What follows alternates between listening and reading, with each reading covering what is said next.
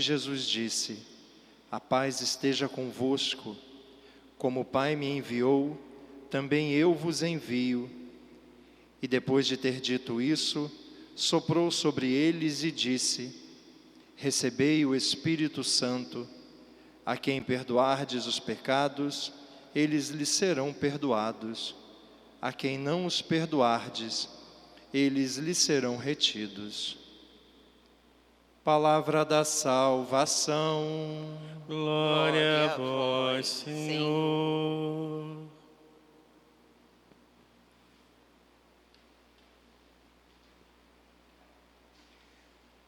Irmãos queridos, é dia de Pentecostes e a igreja nos convida hoje a, através da palavra de Deus, entrar nesse cenáculo, nesse lugar onde o Espírito Santo sempre chega, sempre chega. Chegou há 2000 anos atrás sobre Pedro, Tiago, João. Chega hoje sobre você, sobre a sua família. O cenáculo não é um lugar físico, talvez um museu. O cenáculo é todo lugar onde existe alguém, uma pessoa, uma vida que precisa ser reconstruída, que precisa recomeçar com a ajuda do céu, com a ajuda de Deus. Onde há um coração assim, onde há uma família assim, onde há uma vida que sem a ajuda do Senhor não tem mais motivos, não tem mais jeito, aí pode ser um cenáculo. Aí o Espírito Santo sempre chega quando ele é desejado, quando ele é buscado, quando ele é convidado. Queria convidar você agora a gente dar uma olhadinha de novo na primeira leitura da palavra de hoje, justamente a leitura do livro de Atos, que nos conta como foi o primeiro Pentecostes, naquele primeiro cenáculo. Talvez Deus queira falar coisas para a gente hoje, mostrando que hoje também precisa ser Pentecostes para nós, para mim e para você. Hoje, a casa da gente, a vida da gente, o coração da gente, precisa também ser um cenáculo. A palavra de Deus diz que quando chegou o dia de Pentecostes, os discípulos estavam todos reunidos num mesmo lugar. Veja, a festa de Pentecostes, como nós a chamamos até hoje, já era celebrada no tempo de Jesus e dos apóstolos. Já havia uma festa dos judeus com esse nome. E nesse dia, os judeus celebravam duas coisas. Primeiro, os primeiros frutos da terra que eles apresentavam diante de Deus com um coração grato. Nos meses anteriores, no mês anterior, eles haviam lançado sementes e durante 40, 50 dias haviam cuidado daquelas sementes, regado aquelas sementes, e elas já tinham brotado. E os primeiros grãos a brotar, a germinar, e os primeiros frutos da terra eram recolhidos.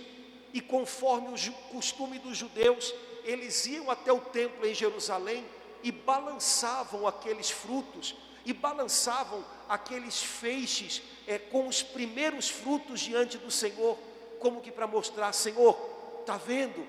Porque o Senhor foi bom, a gente está colhendo frutos de novo.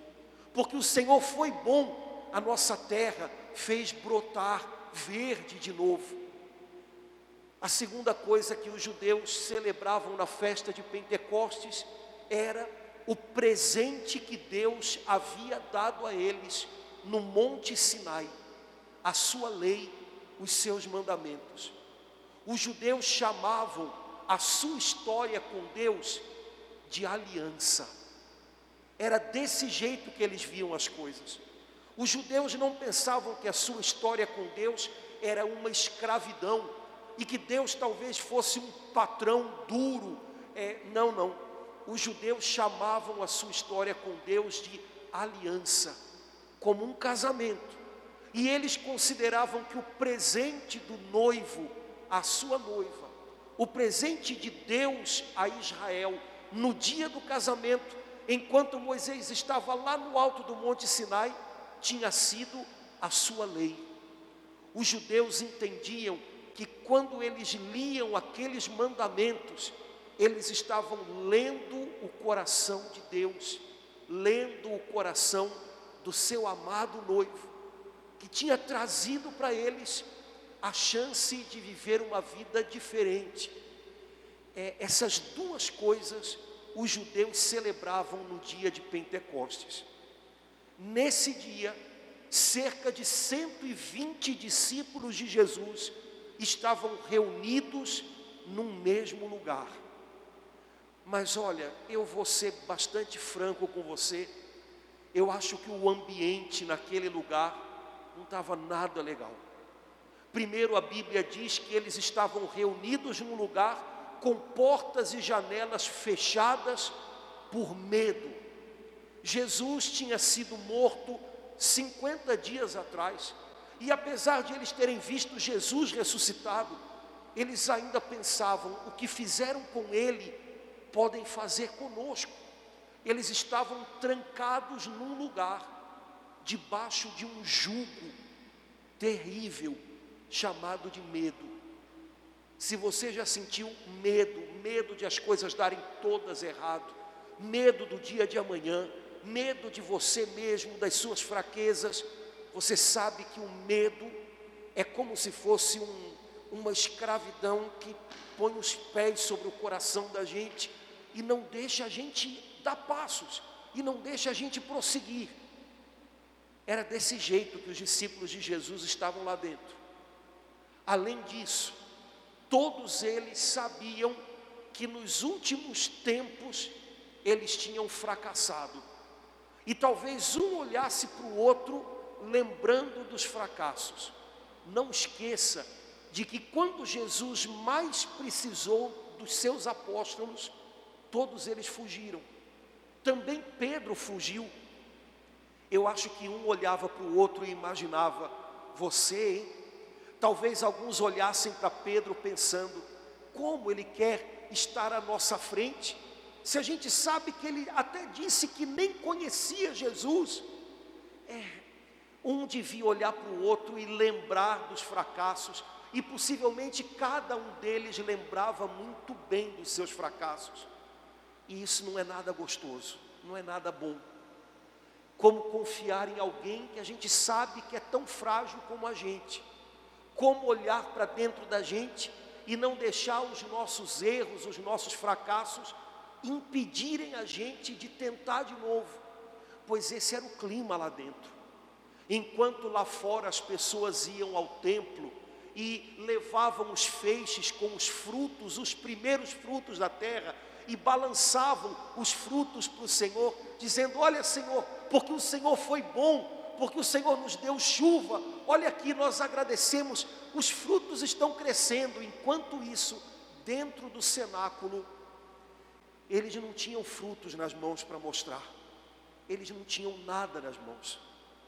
Enquanto as pessoas agradeciam no templo, porque o Senhor tinha sido fiel à sua aliança, e tinha dado a eles a sua lei como presente de casamento, eles estavam com o coração cheio de saudade de Jesus, que tinha subido ao céu, e que eles sabiam que não veriam mais com os olhos do seu corpo, talvez pensando que Jesus, que tinha falado dele mesmo como noivo, tinha ido embora, e talvez eles se sentissem como alguém cujo dono da casa partiu.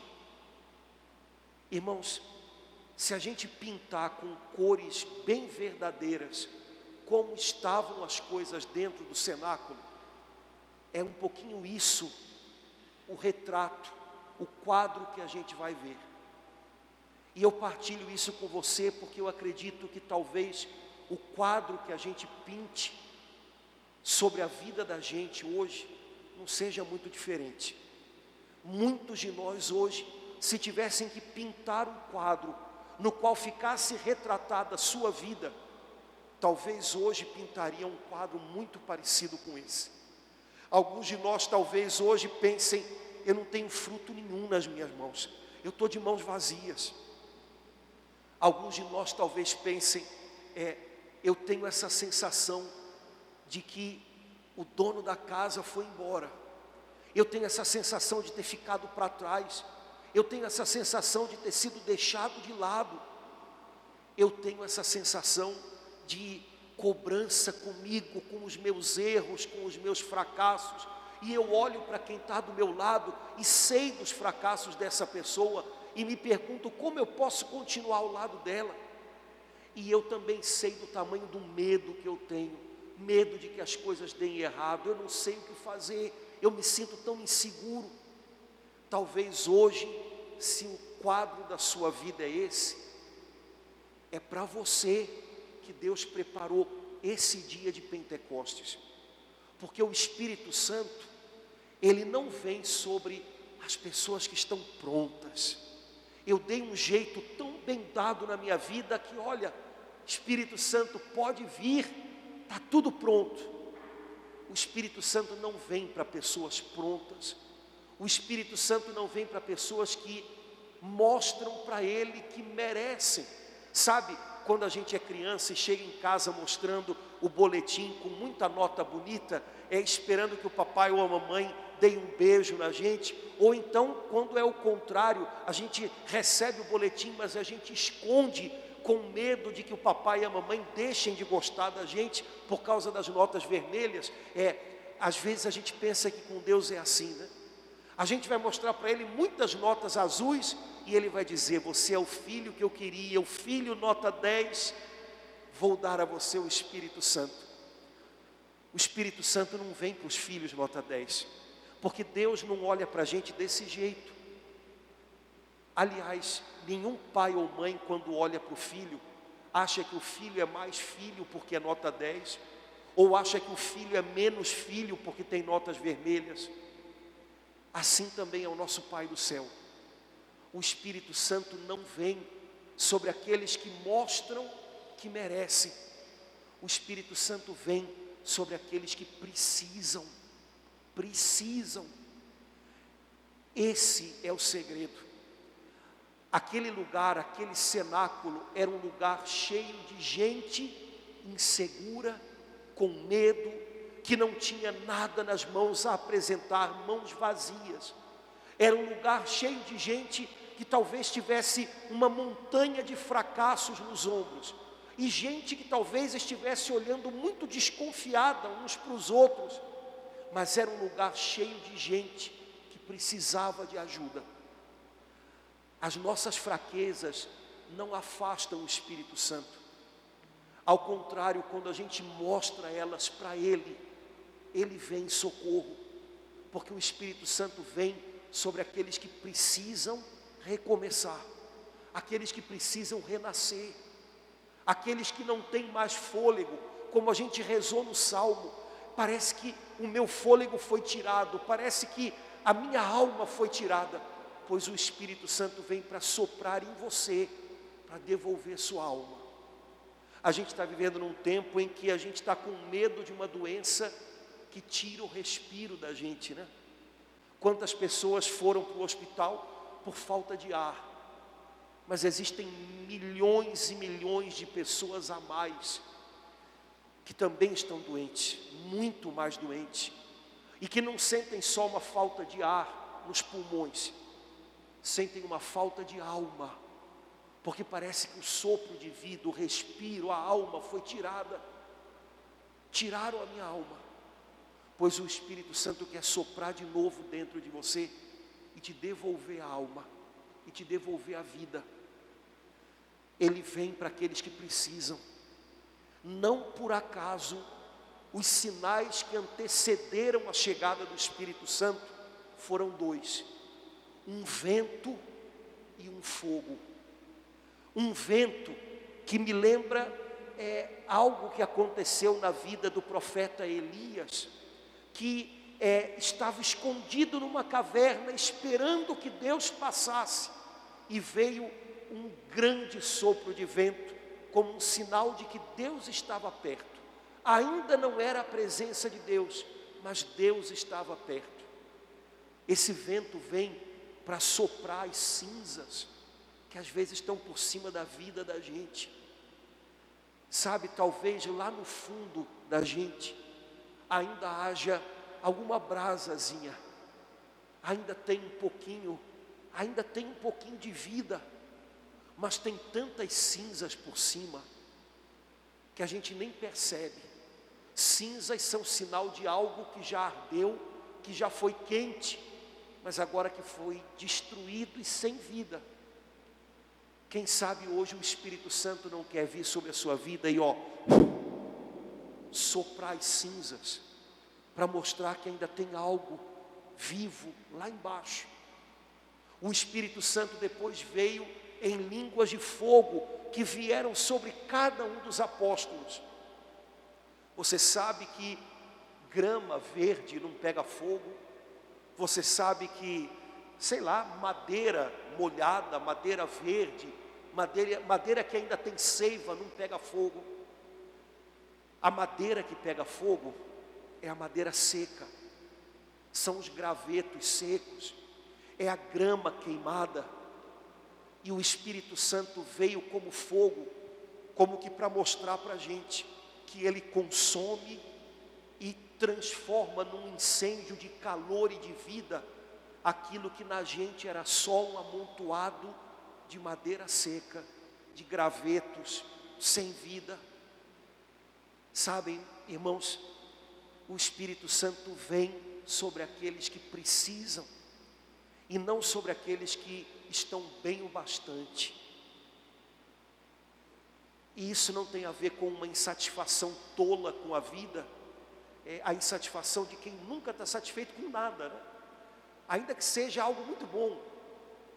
Isso tem a ver com quem sabe que não está bom o bastante, porque aqui dentro está faltando algo muito real, algo necessário, algo vital, está faltando alma.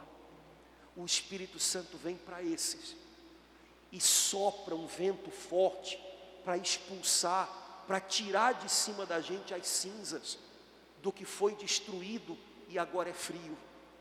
E ele vem como um fogo para consumir aquilo que na gente está seco, como madeira seca, mas para transformar a gente num incêndio que espalha calor, que espalha vida. Veja, logo no comecinho da leitura de Atos, se diz: os discípulos estavam reunidos no mesmo lugar. A gente sabe que eles estavam rezando, e a gente não sabe que oração era. Talvez eles estivessem rezando como Jesus ensinou. A gente não sabe se eles estavam rezando alto ou se eles estavam gemendo baixo, mas a gente sabe que eles estavam rezando com o coração desse jeito, com o coração de quem precisa de alguma coisa que, se não vier do céu, não vai vir de mais lugar nenhum. E aí, o autor do livro de Atos, São Lucas, usa uma expressão para mostrar como as coisas mudaram num instante. Eles estavam naquele lugar de portas fechadas, do jeito que a gente viu, e de repente veio do céu um barulho. De repente significa que eles não fizeram, eles não produziram a mudança, porque eles não tinham forças para mudar.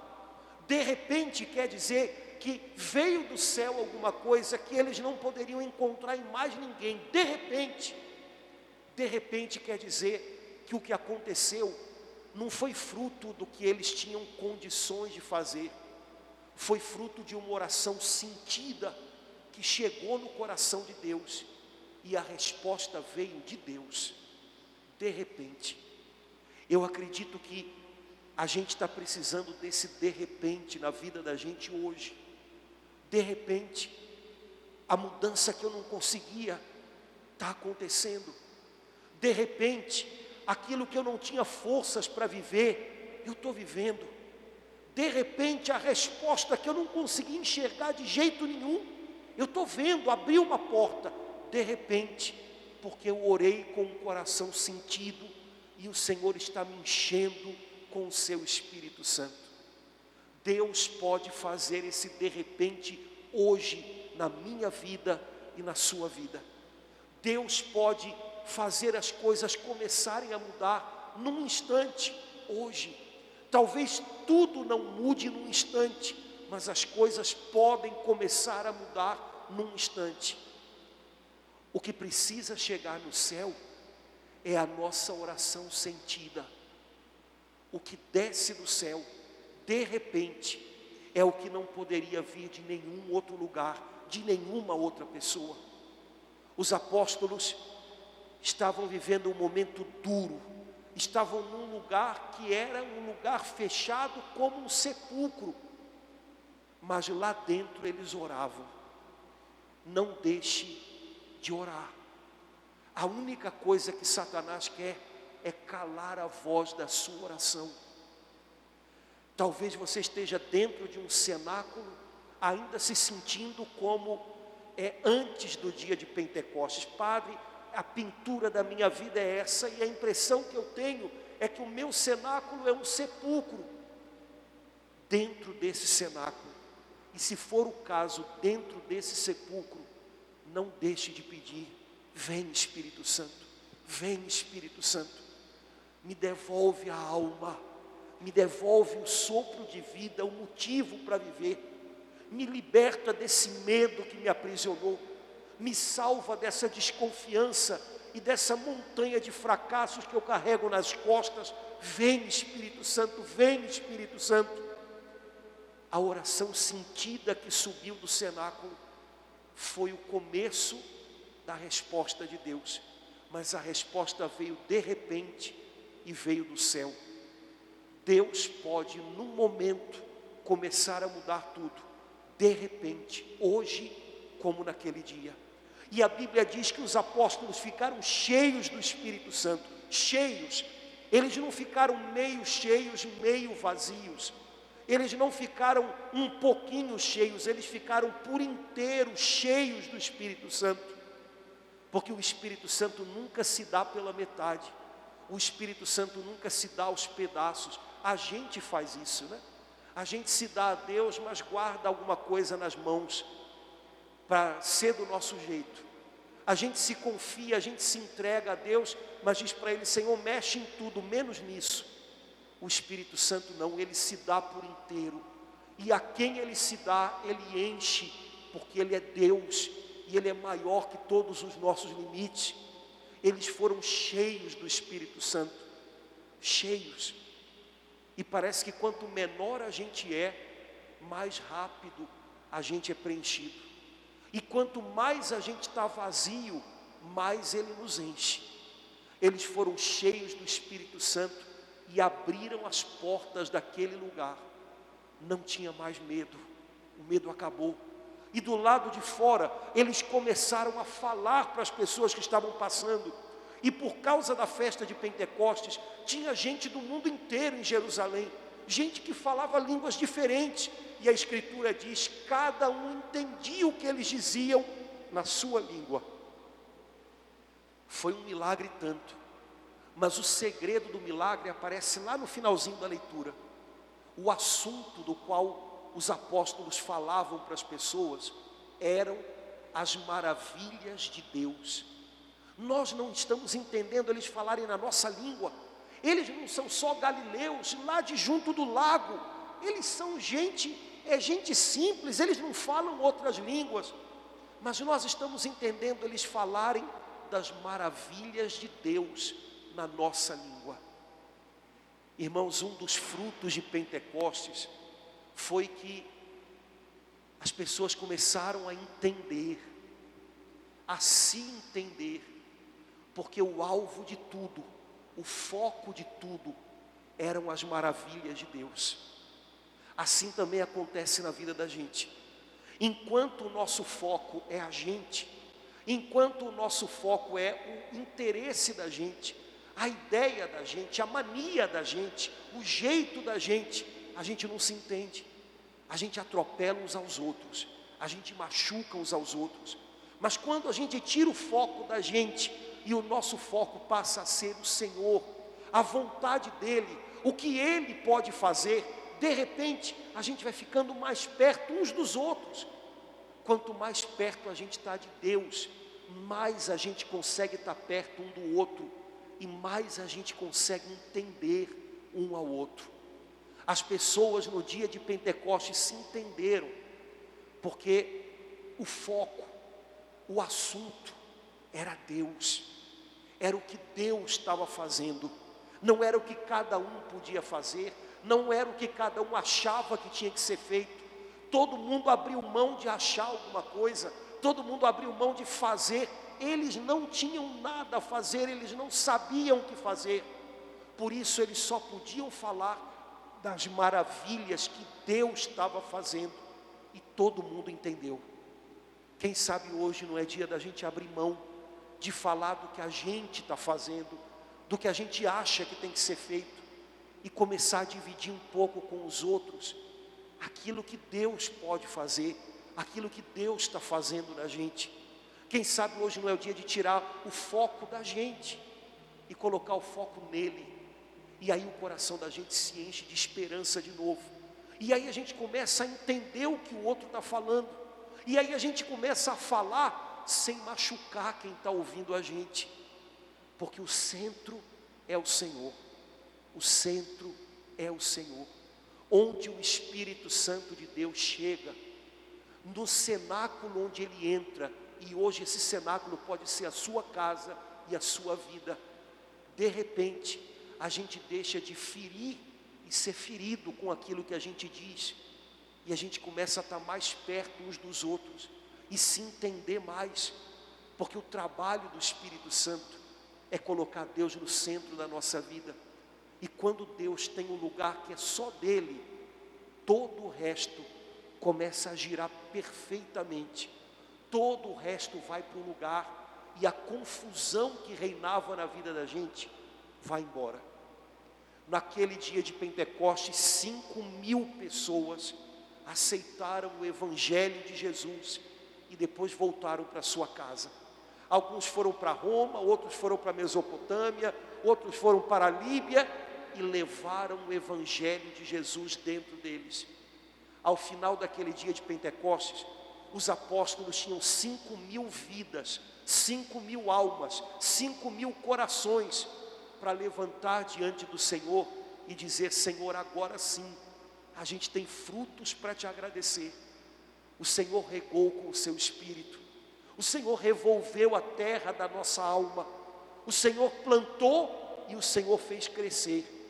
Temos 5.000 vidas para te mostrar que são o fruto da tua bondade que nós colhemos hoje. Eu creio, meu irmão querido, minha irmã, que a partir desse dia de Pentecostes, o Senhor deseja que você levante diante dele a sua vida, a sua família, as pessoas que Ele confiou a você, e balance elas diante do Senhor, dizendo para Ele: Senhor, estão aqui os frutos do que o Senhor regou na minha alma, estão aqui os frutos das sementes que o Senhor colocou na terra da minha vida, estão aqui.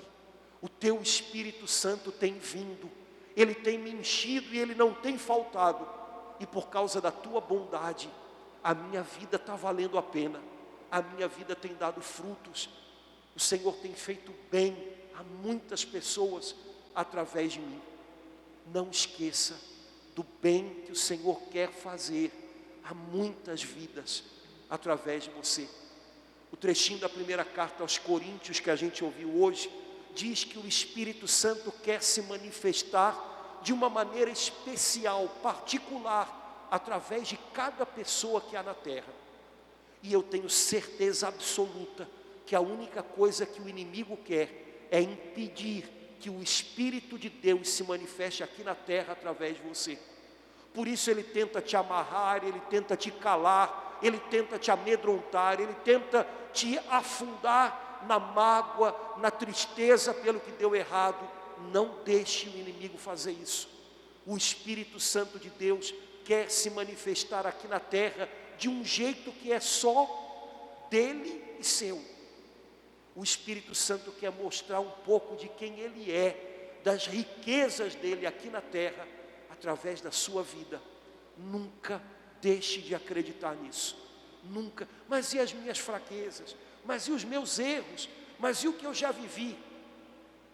Nada disso é maior do que o que ele ainda quer mostrar dele mesmo na sua vida. Ele quer encher você. Ele não vem a você aos pedaços nem pela metade. E ele é grande. Ele preenche a nossa vida e se manifesta e mostra a presença e o amor dele através da gente, e faz bem às pessoas que a gente encontra. Apesar da gente, apesar de todo o resto, ele é muito maior, ele pode muito mais. Meu irmão querido, minha irmã, se você começou esse dia de Pentecostes como os apóstolos começaram aquele dia 2000 anos atrás, trancados no medo, desconfiados de si mesmo e dos outros, sem saber o que fazer da vida, inseguros, desacreditados talvez, mas apenas gemendo: vem Espírito Santo, vem promessa de Deus, cumpre a tua promessa, Senhor. Se você começou esse dia de hoje assim, que você também termine o dia de hoje como os apóstolos terminaram aquele dia de Pentecostes, com o seu coração preenchido, com o seu coração cheio da presença do glorioso Espírito de Deus, que quer mostrar a beleza dele aqui na terra através de você. Que você termine esse dia de hoje vivendo esse de repente de Deus, que num instante traz do céu para a gente a resposta que a gente não tem. Que hoje o Senhor sopre um vento forte aqui dentro de você, que Ele traga de volta fôlego, que Ele traga de volta alma para você, que Ele sopre as cinzas que não deixavam você ver que ainda tem vida dentro de você. Que hoje o Senhor acenda o fogo do seu amor, quem sabe nos gravetos secos e quebrados que estavam aí dentro do seu coração. Que Ele renove a face da sua vida.